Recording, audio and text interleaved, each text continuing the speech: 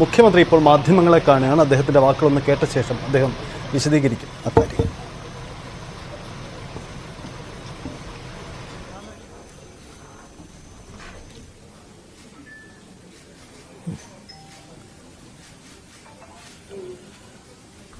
ഹൃദയഭേദകമായ ദുരന്തമാണ് വയനാട്ടിലെ മുണ്ടക്കൈ, ചൂരൽമല, അട്ടമല പ്രദേശങ്ങളിൽ ഉണ്ടായത്. അതിതീവ്ര മഴയാണ് അവിടെ ഉണ്ടായിരുന്നത്. അതിലുണ്ടായ ഉരുൾപൊട്ടലിൽ ഒരു പ്രദേശം മുഴുവൻ ഇല്ലാതാവുകയാണ് ഉണ്ടായത്.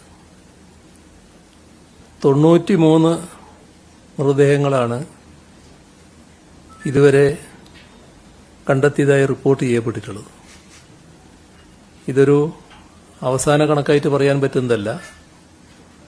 ഇതിൽ ചിലപ്പോൾ ഇനിയും മാറ്റങ്ങൾ സംഭവിക്കാം. പരിക്കേറ്റ് വിവിധ ആശുപത്രികളിൽ 128 പേർ ചികിത്സയിലുണ്ട്. ഇന്നലെ രാത്രി ഉറങ്ങാൻ കിടന്നവരാണ് എല്ലാവരും. ആ ഘട്ടത്തിലാണ് കുഞ്ഞുങ്ങളടക്കമുള്ളവർക്ക് നേരം പുലരുന്നതിന് മുൻപ് ഇത്തരമൊരു സംഭവത്തിൽപ്പെട്ട് ജീവൻ നഷ്ടപ്പെട്ട് മണ്ണിൽ പുതഞ്ഞുപോയത്.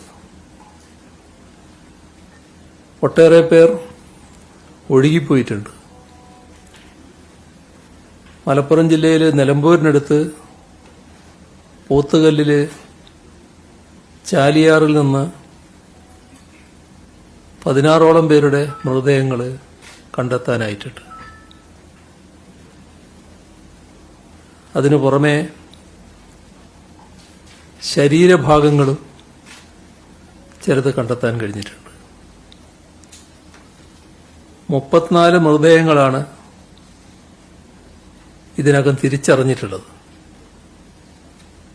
18 മൃതദേഹങ്ങൾ ബന്ധുക്കൾക്ക് വിട്ടു നൽകിയിട്ടുണ്ട്. ഇന്ന് വൈകുന്നേരം ലഫ്റ്റനന്റ് കേണലിന്റെ നേതൃത്വത്തിലുള്ള സൈനിക ടീം ഈ പുഴ മുറിച്ചു കടന്ന് മുണ്ടക്കൈയിലെ മാർക്കറ്റ് മേഖലയിലെത്താൻ കഴിഞ്ഞു. അവിടെ കുടുങ്ങിക്കിടക്കുന്ന പരിക്കേറ്റവരുണ്ട്. അവരെ മുഴുവൻ ആളുകളെയും രക്ഷപ്പെടുത്തി ഈ പുറത്തേക്ക് എത്തിക്കുന്ന വടംകെട്ടി എത്തിക്കുന്നൊരു കേന്ദ്രമുണ്ട്. ആ കേന്ദ്രത്തിലേക്ക് എത്തിച്ചിരിക്കുകയാണ് അവരെ മുഴുവൻ. അപ്പോൾ പരിക്കേറ്റ് കിടക്കുന്നവരെ മുഴുവൻ അവിടുന്ന് മാറ്റാൻ കഴിഞ്ഞു എന്നുള്ള വാർത്തയാണ് ഇപ്പോൾ ഏറ്റവും ഒടുവിൽ ലഭിച്ചിട്ടുള്ളത്.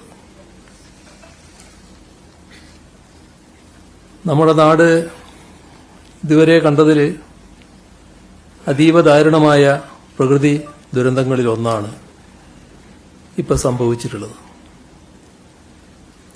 ദുരന്തം തകർത്തെറിഞ്ഞ പ്രദേശങ്ങളിൽ രക്ഷാപ്രവർത്തനം ആകാവുന്ന എല്ലാ രീതിയിലും തുടരുകയാണ്.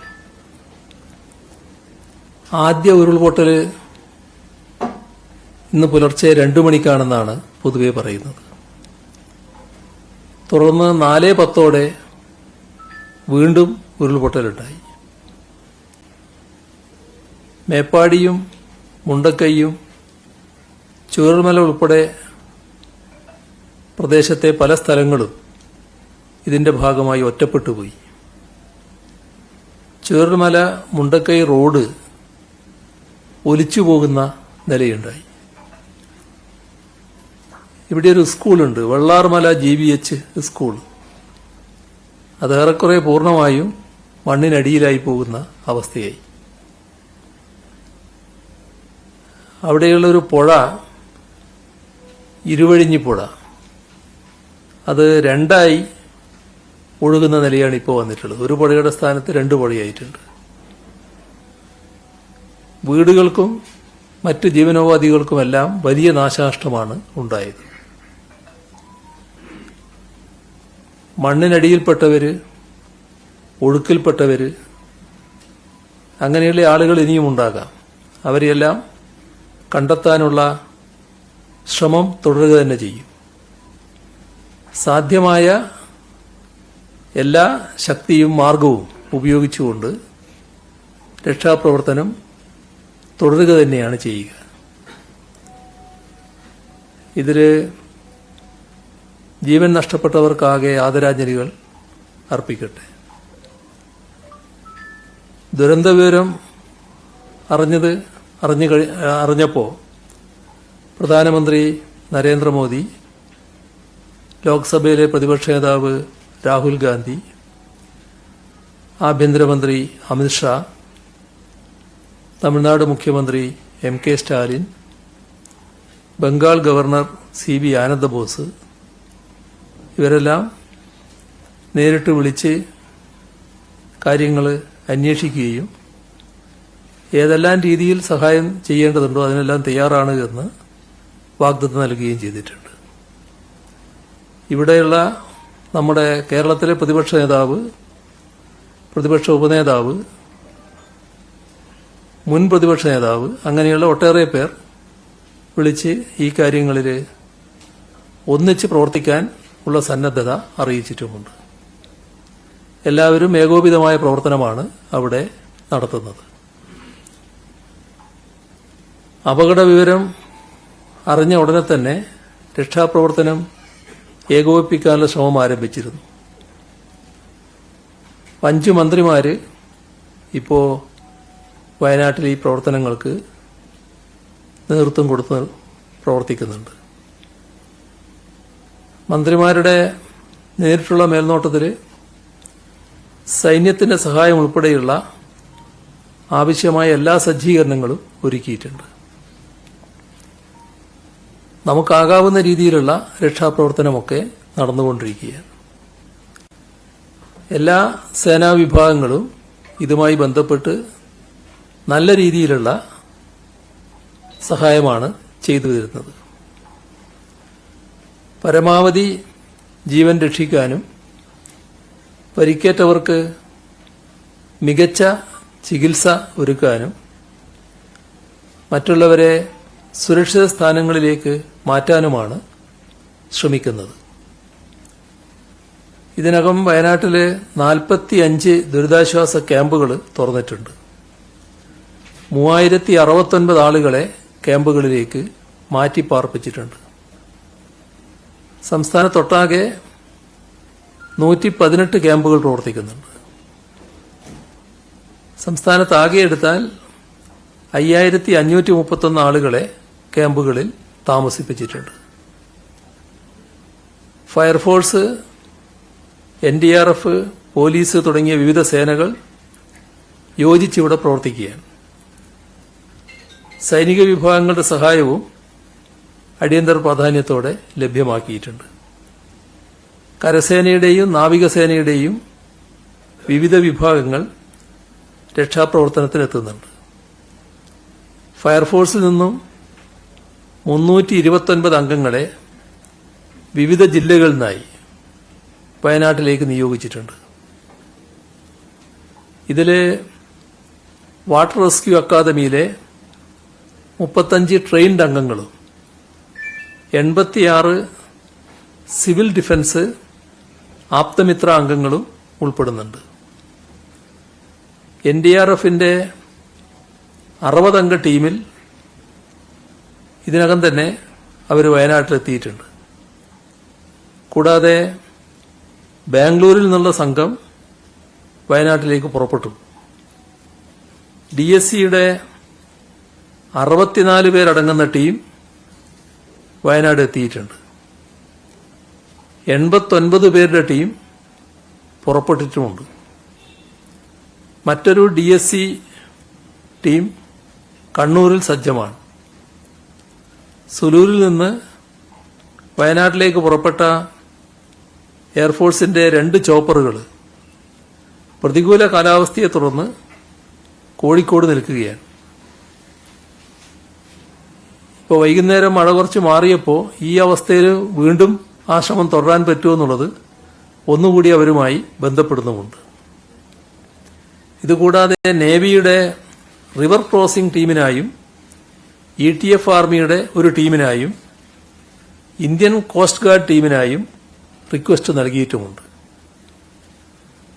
കൂടാതെ വിവിധ ജില്ലകളിൽ നിന്നുള്ള 30 പേരടങ്ങുന്ന NDRF ടീമുകളെ ഇടുക്കി, പത്തനംതിട്ട, ആലപ്പുഴ, എറണാകുളം, കോഴിക്കോട്, മലപ്പുറം ജില്ലകളിലേക്കും നിയോഗിച്ചിട്ടുണ്ട്. ആരക്കോണത്ത് നിന്നുള്ള സംഘം പാലക്കാട്ടേക്ക് പുറപ്പെട്ടിട്ടുമുണ്ട്.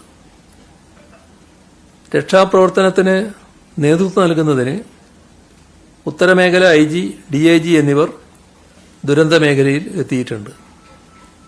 പ്രവർത്തനങ്ങൾ ഏകോപിപ്പിക്കുന്നതിന് ചുമതലപ്പെടുത്തിയ ക്രമസമാധാന വിഭാഗം ADGPയും വയനാട് കേന്ദ്രീകരിച്ച് പ്രവർത്തിക്കും. പോലീസിന്റെ പ്രവർത്തനങ്ങൾ ഏകോപിപ്പിക്കുന്നതിനും തിരച്ചിൽ സംഘങ്ങൾക്ക് ആവശ്യമായ നിർദ്ദേശങ്ങൾ നൽകുന്നതിനുമായി തിരുവനന്തപുരത്ത് പോലീസ് ആസ്ഥാനത്ത് പ്രത്യേക കൺട്രോൾ റൂം പ്രവർത്തനം ആരംഭിച്ചു. സംസ്ഥാന പോലീസ് മേധാവിയുടെ നേരിട്ടുള്ള നിയന്ത്രണത്തിലാണ് ഇത് പ്രവർത്തിക്കുന്നത്. പോലീസ് ആസ്ഥാനത്തെ കൺട്രോൾ റൂമിൽ ലഭിക്കുന്ന വിവരങ്ങൾ അപ്പോൾ ദുരിതബാധിത പ്രദേശത്തെ തിരച്ചിൽ സംഘങ്ങൾക്ക് കൈമാറുന്നതിനാവശ്യമായ നടപടികൾ സ്വീകരിച്ചിട്ടുണ്ട്. ലോക്കൽ പോലീസ് മാത്രമല്ല, കേരള ആംഡ് പോലീസ് ബറ്റാലിയനുകൾ, rapid response rescue force, special operation group ഇവയിൽ നിന്നെല്ലാമുള്ള പോലീസ് ഉദ്യോഗസ്ഥർ രക്ഷാപ്രവർത്തനങ്ങളിൽ പങ്കെടുക്കുന്നുണ്ട്. ഇതുകൂടാതെ KAP 5ാം ബറ്റാലിയനിലെ ഹൈ ആൾട്ടിറ്റ്യൂഡ് ട്രെയിനിംഗ് സെന്ററിൽ നിന്നുള്ള വിദഗ്ധ പരിശീലനം ലഭിച്ച പോലീസ് ഉദ്യോഗസ്ഥരും രക്ഷാപ്രവർത്തനത്തിൽ പങ്കാളികളാകും. വിവിധ ജില്ലകളിൽ നിന്ന് പോലീസിന്റെ ഡ്രോൺ സംഘങ്ങളെയും വയനാട്ടിലേക്ക് നിയോഗിച്ചിട്ടുണ്ട്. മണ്ണിനടിയിലുള്ള മൃതദേഹങ്ങൾ കണ്ടെത്തുന്നതിൽ പ്രത്യേക പരിശീലനം ലഭിച്ച 2 പോലീസ് നായ്ക്കളെയും തെരച്ചിലിനായി ഉപയോഗിക്കുന്നുണ്ട്. സൈന്യത്തിന്റെ പരിശീലനം ലഭിച്ച നായ്ക്കളെ ലഭ്യമാക്കാനും അഭ്യർത്ഥിച്ചിട്ടുണ്ട്. അവശിഷ്ടങ്ങൾ നീക്കം ചെയ്യുന്നതിനും മറ്റുമുള്ള യന്ത്രസാമഗ്രികളുമായി ബാംഗ്ലൂരിൽ നിന്നെത്തുന്ന കരസേനാ വിഭാഗങ്ങൾക്ക് തടസ്സം കൂടാതെ എത്തിച്ചേരുന്നതിനായി ട്രാഫിക് ക്രമീകരണങ്ങൾ ഏർപ്പെടുത്തിയിട്ടുമുണ്ട്. പരിക്കേറ്റവരെ എത്രയും വേഗം ആശുപത്രിയിൽ എത്തിക്കുന്നതിനുള്ള എല്ലാ സജ്ജീകരണങ്ങളും നേരത്തെ തന്നെ ഒരുക്കിയിരുന്നു. വേഗത്തിൽ തന്നെ മരണപ്പെട്ടവരുടെ മറ്റ് നടപടിക്രമങ്ങൾ പൂർത്തിയാക്കി പോസ്റ്റ്മോർട്ടം നടപടികൾ വേഗത്തിലാക്കാൻ വയനാട്ടിലുള്ള ഫോറൻസിക് സംഘത്തെ കൂടാതെ കോഴിക്കോട് നിന്നുള്ള ഫോറൻസിക് ഡോക്ടർമാരുടെ പ്രത്യേക സംഘത്തെ കൂടി നിയോഗിച്ചിട്ടുണ്ട്. തിരിച്ചറിയാനാകാത്ത മൃതദേഹങ്ങളുണ്ട്. ആ മൃതദേഹങ്ങളുടെ ജനിതക പരിശോധനകൾ നടത്തുന്നതാണ്. ദുരിതാശ്വാസ ക്യാമ്പുകൾ പ്രവർത്തിക്കുന്ന ഇടങ്ങളിലും ദുരിത മേഖലകളിലും ഭക്ഷണവും മറ്റവശ്യ വസ്തുക്കളും എത്തിക്കുന്നതിന് വേണ്ട നടപടികളും സ്വീകരിച്ചിട്ടുണ്ട്. അതിനുവേണ്ട ഇടപെടലുകൾ പൊതുവിതരണ വകുപ്പും സപ്ലൈകോയും നടത്തിവരുന്നുണ്ട്. റേഷൻ കടകളിലും സപ്ലൈകോ വിൽപ്പനശാലകളിലും ഭക്ഷ്യധാന്യങ്ങളുടെയും അവശ്യവസ്തുക്കളുടെയും ലഭ്യത ഉറപ്പുവരുത്തുന്നതിന് നിർദ്ദേശം നൽകിയിട്ടുണ്ട്. ദുരന്ത മേഖലയിലേക്ക് 20,000 ലിറ്റർ കുടിവെള്ളവുമായി ജലവിഭവ വകുപ്പിന്റെ 2 വാഹനങ്ങൾ വയനാട്ടിലേക്ക് പുറപ്പെട്ടിട്ടുണ്ട്. വയനാട്ടിൽ പ്രാദേശികമായി ആരോഗ്യവകുപ്പിന്റെ പ്രവർത്തനങ്ങൾ ഏകോപിപ്പിക്കുന്നതിനായി NHM സ്റ്റേറ്റ് മിഷൻ ഡയറക്ടറെ രാവിലെ തന്നെ നിയോഗിച്ചിട്ടുണ്ട്. താൽക്കാലിക ആശുപത്രികൾ സജ്ജമാക്കി വരുന്നു.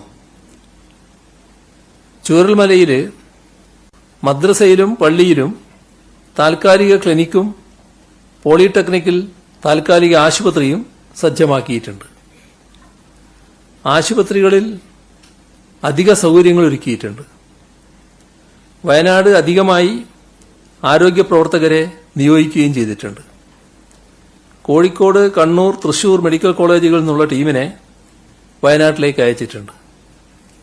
സർജറി, ഓർത്തോപീഡിക്സ്, ഫോറൻസിക് തുടങ്ങിയ വിഭാഗങ്ങളിലെ ഡോക്ടർമാരെയും നഴ്സുമാരെയും അധികമായി നിയോഗിച്ചു.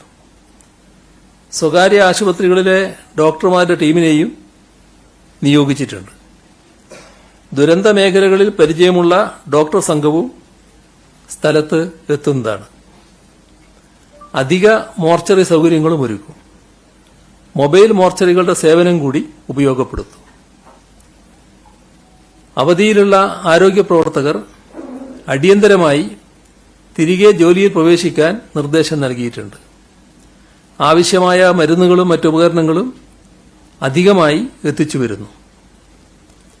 കനിവ് 108 ആംബുലൻസുകൾ ഉൾപ്പെടെ അധികമായി എത്തിച്ചിട്ടുണ്ട്. മലയോര മേഖലയിൽ ഓടാൻ കഴിയുന്ന 108ന്റെ റാപ്പിഡ് ആക്ഷൻ മെഡിക്കൽ യൂണിറ്റുകളും സ്ഥലത്തേക്ക് അയക്കാൻ നിർദ്ദേശം നൽകിയിട്ടുണ്ട്. ആശുപത്രികളുടെ സൗകര്യങ്ങളനുസരിച്ച് പ്ലാൻ തയ്യാറാക്കി പ്രവർത്തനങ്ങൾ ഏകോപിപ്പിച്ചു വരുന്നു. ഇപ്പോൾ അപകടമുണ്ടായ സ്ഥലം ദുരന്തബാധിത പ്രദേശമായി പ്രഖ്യാപിച്ച സ്ഥലമല്ല. എന്നാൽ ഉരുൾപൊട്ടലിന്റെ പ്രഭവ കേന്ദ്രമായി അറിയപ്പെടുന്ന മുണ്ടക്കൈ എന്ന സ്ഥലം തീവ്ര ദുരന്ത സാധ്യതാ പ്രദേശത്താണ്. ഒഴുകിവന്ന മണ്ണും ഉരുളും പാറകളും ഉരുൾപൊട്ടൽ ദുരന്ത സാധ്യതയില്ലാത്ത ചൂരൽമല അങ്ങാടി എന്ന പ്രദേശത്താണ് വന്നടിഞ്ഞിട്ടുള്ളത്. അത് പ്രഭവ കേന്ദ്രത്തിന്റെ 6 കിലോമീറ്റർ അകലെയാണ്. ഈ പ്രദേശം നിരപ്പായ പുഴയുടെ തീരവും വർഷങ്ങളായി ജനവാസമുള്ള മേഖലയുമാണ്. എന്നാൽ ഉരുൾപൊട്ടലിന്റെ പ്രഭവ കേന്ദ്രം മനുഷ്യവാസമുള്ള പ്രദേശമല്ല. മഴ കനത്തതിനാൽ ആളുകളെ മാറ്റിപ്പാർപ്പിച്ചിരുന്നു. ഇത് അപകടത്തിന്റെ വ്യാപ്തി കുറക്കുന്നതിന് കാരണമായി.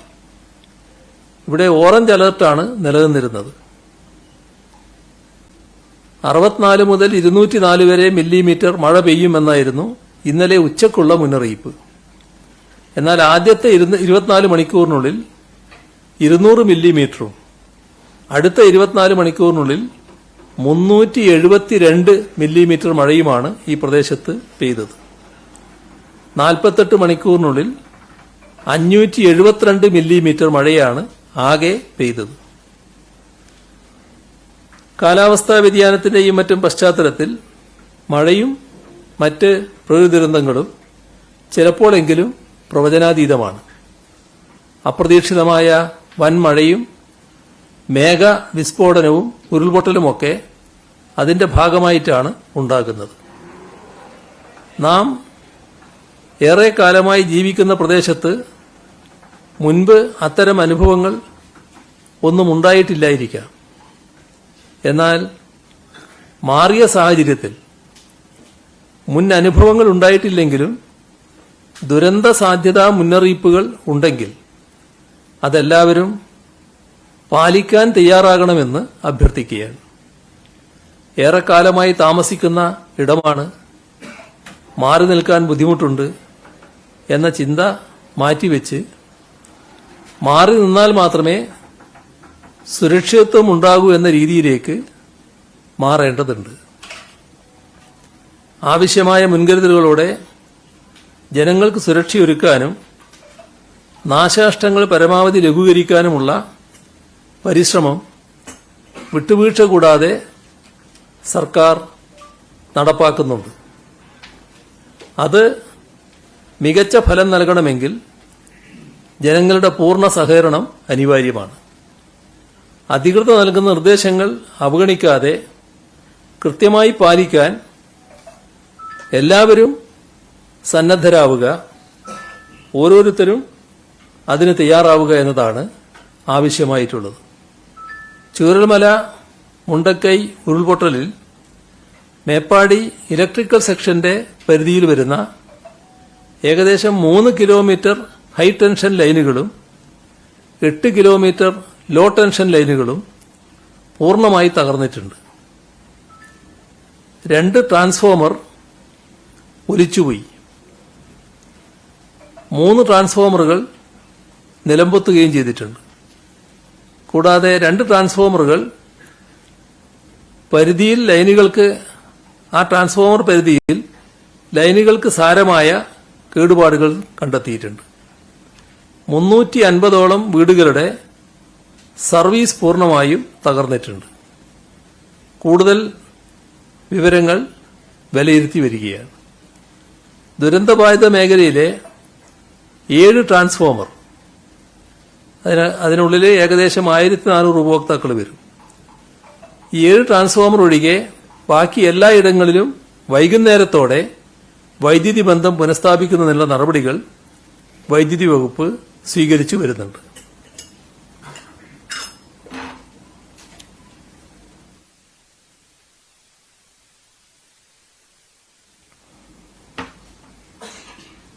ദുരന്ത സാധ്യതാ പ്രദേശങ്ങളിൽ നിന്നും ആളുകളെ ക്യാമ്പുകളിലേക്ക് മാറ്റാൻ ദുരന്ത നിവാരണ അതോറിറ്റിയുമായി ചേർന്ന് തദ്ദേശഭരണ സ്ഥാപനങ്ങൾ പ്രവർത്തിക്കുകയാണ്. ക്യാമ്പുകളിലുള്ളവർക്കും ഒറ്റപ്പെട്ടു പോയവർക്കും കുടിവെള്ളം, ഭക്ഷണം, മറ്റ് സൗകര്യങ്ങൾ എന്നിവ അടിയന്തരമായി ലഭ്യമാക്കാൻ തദ്ദേശഭരണ സ്ഥാപനങ്ങൾക്ക് ബന്ധപ്പെട്ട വകുപ്പ് നിർദ്ദേശം നൽകിയിട്ടുണ്ട്.